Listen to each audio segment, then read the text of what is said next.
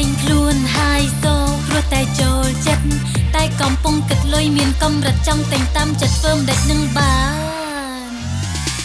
ចង់ប្រាប់ថាខ្ញុំចូលចិត្ត fashion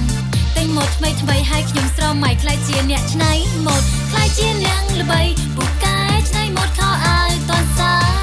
មៃ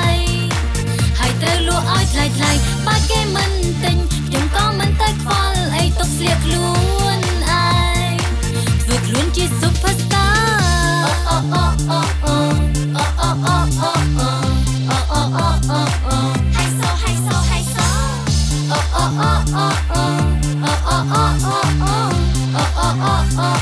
ព្រោះខ្ញុំចូលចិត្តហៃសូតែតនសម័យម៉ូដថ្មីត្រូវតែស្លៀកមុនគេការបបស្បែកជើងក៏ប្រើតែមកល្បីប៉ុន្តែវានៅទាស់តែមិនមែនជាកូនសេដ្ឋីមានត្រឹមក្តីស្រមៃបើខ្លាចជាអ្នកច្នៃម៉ូដល្បីខ្ញុំនឹងច្នៃខ្លួនឯងហើយស្លៀកខ្លួនឯងមុនគេមិនឲ្យគេមកប្រជែងគឺត្រូវតែលក់ឲ្យថ្លៃបើគេមិនទិញក៏ហើយលក់ថ្លៃម៉ូដថ្មីហើយshow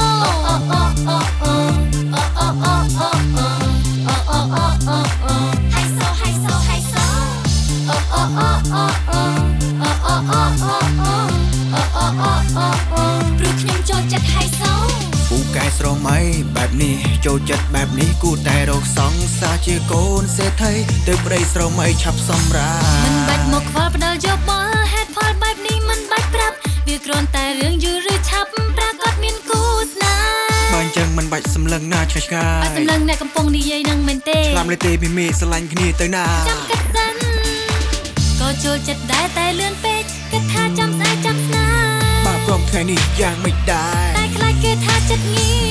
ហៃសូ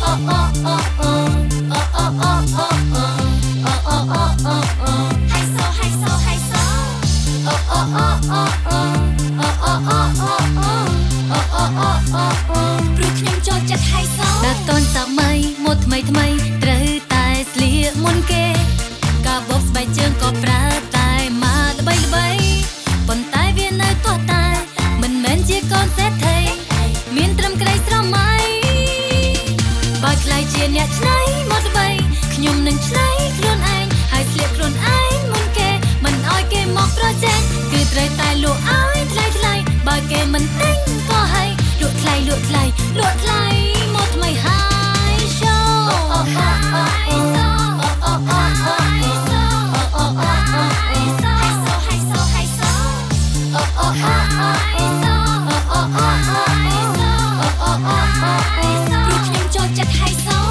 បើខ្លាចជាអ្នកច្នៃម៉ូដល្បីខ្ញុំនឹងច្នៃម៉ូដខ្លួនឯងហើយស្លៀកខ្លួនឯងមុនគេមិនឲ្យគេមកប្រជែងឡើយគឺត្រូវតែលក់ឲ្យថ្លៃបើគេមិនទិញក៏ហើយខ្ញុំទុកស្លៀកខ្លួនឯងធ្វើខ្លួនជា superstar